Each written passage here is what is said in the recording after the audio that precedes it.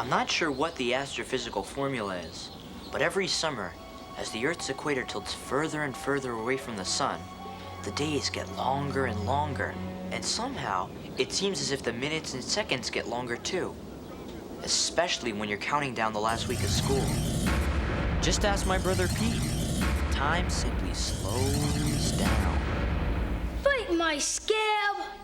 It's frustrating, especially when your very own personal superhero, Archie, the strongest man in the world, is outside waiting for you.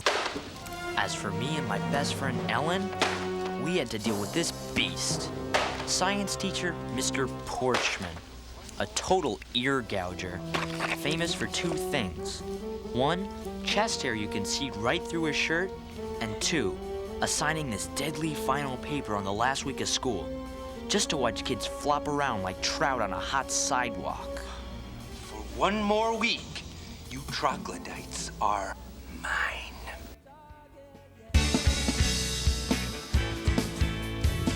It's mighty strange. You looking happily deranged. I can't settle in bed. Or have you picked your target yet? It's ended. Does your dog bite? It's ended.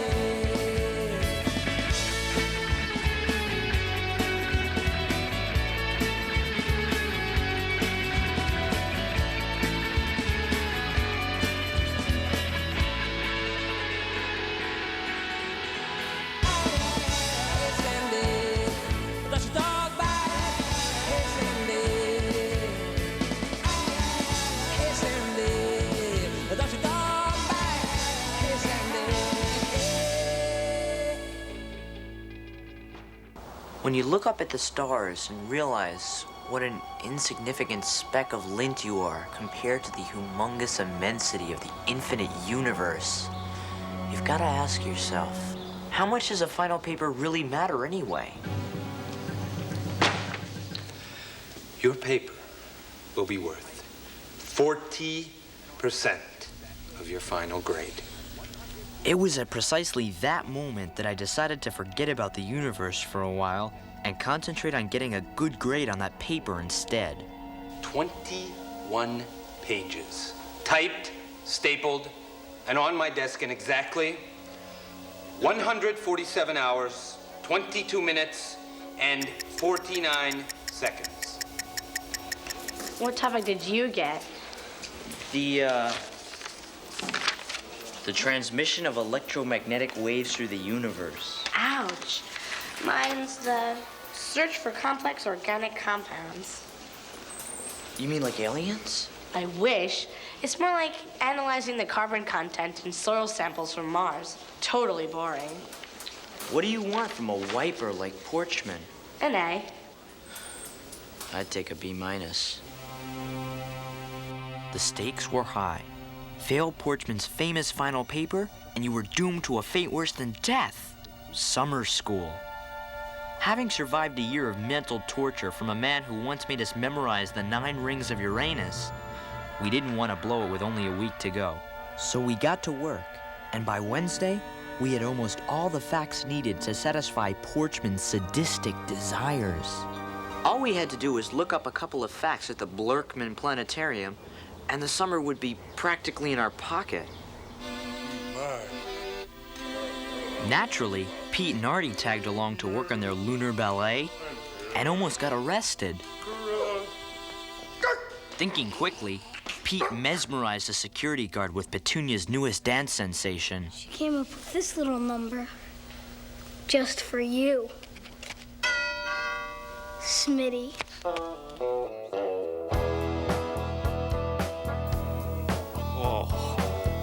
shake it, baby. After that, the planetarium was at their mercy. As for us, we were minding our own business at the Big Bang exhibit when this geek from our science class started following us. Oh, it's Joe Jones. I think every school has its own Joe Jones. You know the type. Bad haircut, dresses funny, smells a little like steamed vegetables. This particular Joe Jones joined our class somewhere in mid-December.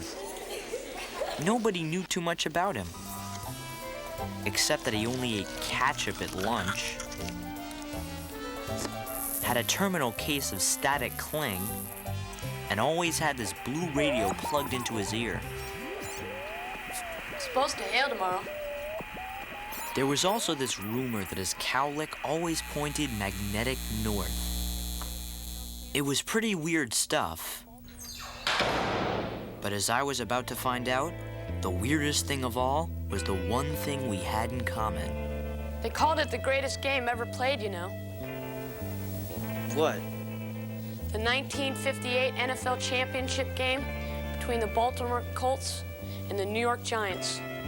First sudden death overtime game played in history. Ever heard about it? Heard about it? It's my favorite game of all time. 7 minutes into overtime, and Johnny Unitas hands off to Alan Amici, who takes it in from the one. Colts win 23-17. Best game I ever saw. Wait, how could you have seen it? It happened 34 years ago. Of course I didn't actually see it.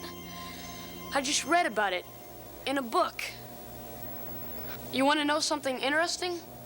Right here in this star system, 365 billion miles away, that game was just played for the very first time. What do you mean? It's simple. Joe explained that after the 1958 game was over, the TV waves that carried the broadcast kept going out deeper and deeper into space. After 34 years of traveling at the speed of light, the waves had gone far enough to bring the game to the Alpha Centauri star system. Wow. So that means if there's intelligent life out there, they would have just seen Johnny Unitas play for the first time. Exactly. Johnny U and the Universe. Now that's a research paper I could get into. It's brilliant. You should do it. Right. I like Johnny U, but not enough to risk summer school. You have to, Pete. It's perfect. The first 3 letters in Unitas are the same as the first 3 letters in Universe. Think about it. Johnny U and the Universe. Yeah, I like that. Let me write that down.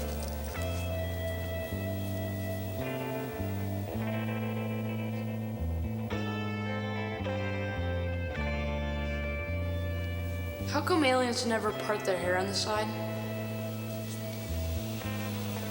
I mean, all this scientific speculation on what aliens are supposed to look like. How come you never see an alien with a hair part? No hair? Exactly my point. I mean, who's to say that aliens don't have afros? Or pigtails? Precisely. I mean, what if there were aliens all over the place, but they looked exactly like us? Wow. They could be anybody. The vice president. Or the Pope. Or what about Porchman? No one's above suspicion. Now that would be quite a research paper. Wouldn't it? I'd call it The Search for Extraterrestrial Life on Planet Earth. I think I know just where I'd start looking, too. Cassie is home. Why don't you do it? Find an alien in our town. Sure. You've got 4 days. Besides, I could help you. Do you remember that huge sonic boom in December? What was that all about? I don't know. Porchman would have a total meltdown. But what about the dogs in this town? Haven't they been acting a little suspicious lately? True. But an alien? Here? I mean, what if we don't find anything? Okay, but what if we do? Besides, Mr. Porchman's a scientist. He'd understand. Ha! Alien life on our planet. What about the Bermuda Triangle? Or Stonehenge? Some scientists say that aliens may have arranged the stones in order to predict eclipses. Young lady, the only stones that need arranging are the ones in your head. How dare you presume to discover in 4 days what all of science has never been able to substantiate in 1,000 years? Maybe they just weren't looking in the right place. Where is that hole? And you, isn't your topic electromagnetic waves? It still is, but I want to concentrate on the waves carrying the 1958 Colts-Giants game into outer space. My paper will explore the cosmic connection between Johnny Unitas and the universe. Oh, no, it won't. It won't? Not unless you want to spend your summer in here with me, studying the gas plasma densities of neutron stars. I suggest you stick to topics that are science fact, not science fiction. Once I started staring at his chest hair, I was a goner. I was powerless. It's gonna take more than chest hair to stop me, I'll tell you that. You still want to do it? Definitely. But what about the almighty Porchman? I don't care. I'm not doing it for him anyway. I'm doing it for science. I'm gonna do it too. For Johnny U. And just like that, in roughly the time it takes a supernova to go critical, we risked everything in the hopes of making our own cosmic connection. Some astronomers begin their intergalactic research with the help of giant radio telescopes. I began mine with a 3-page letter to the great Johnny U. Why was I so obsessed? I'm not sure I can explain it. I never saw Johnny U play a game. I've never even been to Baltimore. My friends, who are fans of superstars like Randall Cunningham, think I have brain damage. I tried showing them the picture that started my worship of Johnny U. Pete, the guy's not even in color. But somehow, I don't think they fully understood his majestic splendor. I don't know. Every time I look at it, I see a man who played each game as if the fate of the entire universe depended on him and him alone. I was beginning to think I was the only one left who still believed in Johnny U. But now that Alpha Centauri had gotten their first look at number 19, maybe I wouldn't be alone. I had no idea if Johnny U would understand what I was talking about. But at least Joe Jones seemed to. It was Unitas at his best. 1 minute and 3 seconds left. Colts down by 3. No timeouts, so Johnny U diagrams the play in the dirt. The only thing is, the ground is frozen solid. So what does he do? He gouges it out using his thumb like a carpenter's chisel. I never heard about that. He'd do anything to win, whatever it took, no matter what the cost. He was a warrior, Pete. He fought for all of us. Despite Joe's enthusiasm, I have to admit we were still a little uneasy about being seen with him at school. So when we needed his help on Ellen's alien test, we snuck him up to our secret place on the roof.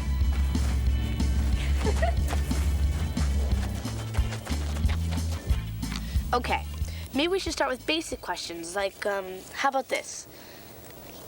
What color's your mucus? Subtle. Here's an idea. Ask them to hop on one foot. If they're new to this planet, they might not be used to our gravity. Great idea. Once Ellen and Joe had the test figured out, they checked out their other leads. Sure enough, there had been a sonic boom that past December. And no record of any planes flying over the area. As for the dogs in town, well, they were acting a bit strange. The only problem? Time was running out. But while the minutes and hours zoomed by for us, time seemed to stand still for poor Artie, who waited for Pete until... Earth to Artie! Earth to Artie! Condition, blue. Hang on, my little Viking! I'm on my way!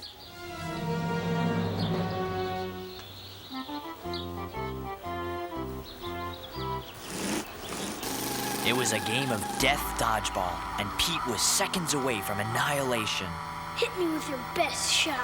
Then, out of nowhere... Your pitiful weapons are useless against us!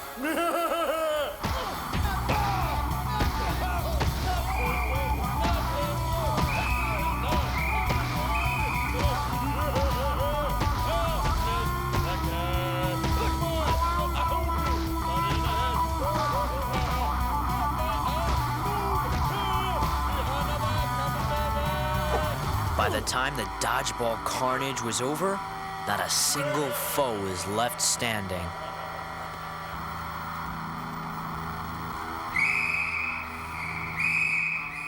Even though he's the strongest man in the world, Artie was still no match for detention. Ellen took advantage of the situation by trying out her alien test on the two most likely candidates on the planet. Okay, I'll say a word and you say the first thing that comes to your mind. Crab cakes, Artie. lemon scented. Let's move on. Ellen was positive that her alien search would end right there in room 116. Regular as refrigerator. 1955. Look at the work, boy. Look at the work. But after thoroughly testing their physical, mental, and bioglandular capabilities, believe it or not, they both checked out. Human. That left just 2 days and the whole town to go. Do you have any oddly shaped scabs? I've got one shaped like a bunny. Describe what you're seeing. Rocks. Can you be more specific? Big rocks.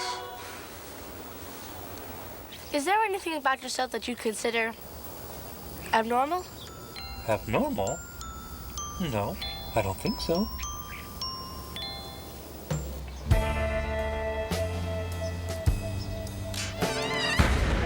8,051 humanoids later, Ellen began to get a little desperate. What color is your, mucus? Dad?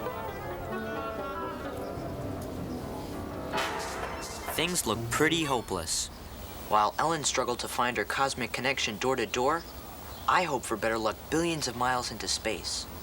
With Joe's help, I figured out exactly when the legend of Johnny U would reach such interstellar outposts as Cygnus, Centaurus, Andromeda, and the monstrous Magellan Cluster.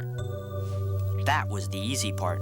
The hard part was tracking down an expert, somebody who had actually played in the famous championship game. That somebody was Art Donovan, the defensive tackle for the Colts from 1950 to 1963. He was my last hope, the only person who might help me unlock the mysteries of Johnny U and the universe. Huh? Okay, it's like this. The TV signal that carried the game kept going out into space until finally, after 34 years, it reaches the Alpha Centauri star system. You mean Martians are gonna see my ugly mug on some kind of space TV? Yeah, but they're also gonna get their first look at Johnny Unitas. I'll tell you what, Johnny U's kisser wasn't much to look at either. Yeah, but what about the way he played? Didn't it always seem like he knew the fate of the world was depending on him? Like that time in the game where he gouged in the dirt with his fingernail? You remember that? Dirt? Oh, Mr. Donovan, doesn't it mean anything to you that the first three letters in Unitas are the same as the first three letters in Universe? Well, the first three letters in my last name is the first three letters in donuts. And you don't see me making a big deal out of it. By the way, does somebody have something to eat around here? So much for solving the mysteries of the universe. Oh, thank With you. only 23 hours left until doomsday, I had nothing. No lunch, no paper, and just when I needed him the most, no Joe Jones. Nobody had seen him all day. He had simply disappeared. After all that we've been through, how could he let us down now? I don't know. Maybe he has his own problems to worry about.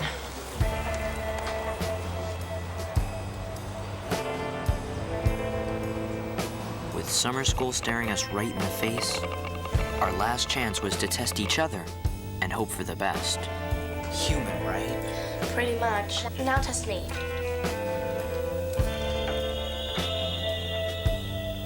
What's my magnetic field reading? Ellen, this is insane. How did we ever let Joe talk us into all this? Porchman's gonna... Wait a minute. We never tested Joe. Of course. That's why he disappeared. He knew we'd find out. Right. The more we thought about it, the more obvious it became. The weird radio, the cow lick, the powerful static cling. And most importantly, the greatest game ever played. He must have seen it. That's why he knew so much about Johnny U. He must have seen it on his home planet. It made perfect sense. How could we have been so stupid? It had been Joe all along. Now, all we had to do was find him and maybe our summer would be saved.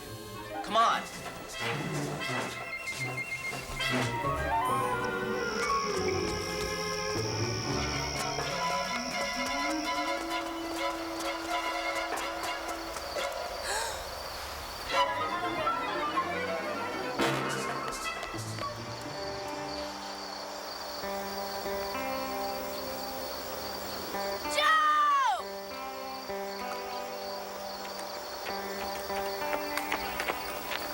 Joe!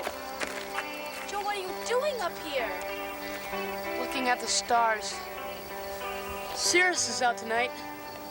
That's the dog star, you know. I wonder why there's no cat star. Joe, our papers are due tomorrow. I know. I haven't even started mine yet. You got us into this, Joe. Now you've got to get us out. I'm sorry. I can't. Yes, you can, Joe. Just answer a few questions. We won't tell anybody. We promise. What about Mr. Porchman? Your final papers? We're not doing it for Porchman. There was no turning back now. The only thing left to do was give Joe the test.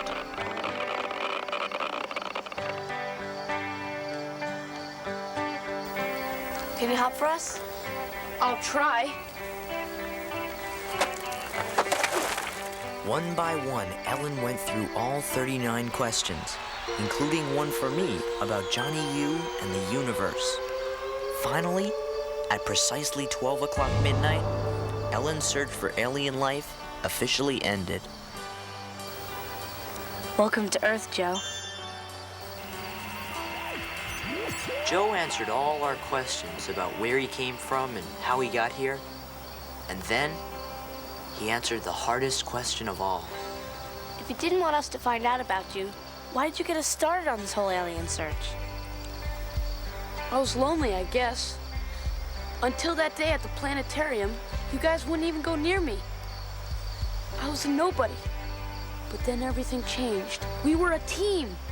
I didn't want it to end, but I knew it had to. Sooner or later, you'd find out what I really was.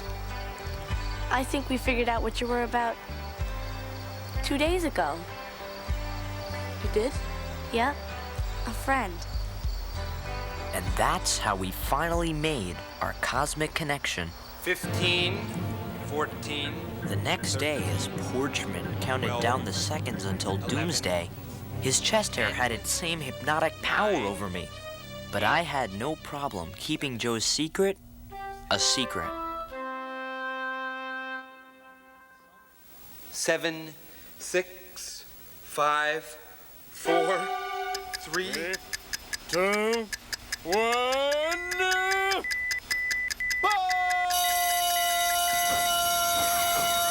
Sure, we'd have to wait a little longer than some people to get our first taste of summer freedom, Taking a Mach 17, Artie. but we didn't care. Because no matter how many rings of Uranus Porchman tried to cram into our brains in summer school, we already knew the most important facts of all. We humans weren't alone in the universe. And now that he'd found us, neither was Joe Jones.